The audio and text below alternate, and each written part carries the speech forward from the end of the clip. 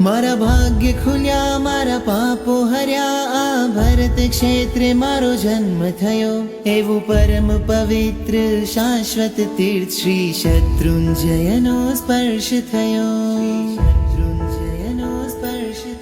જેના કણ કણમાં હર રજ કણમાં અનંતા જીવો તર્યા રે. જ્યાં વારે વારે આદિ પ્રભુએ પાવન પગલા કર્યા રે.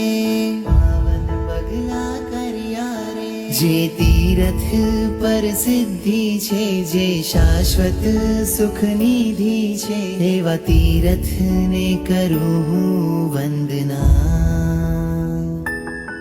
જેના શિખરે ઋષભજી છે, જેના તળિયે જય તળેટી છે, એવા તીરથને કરું હું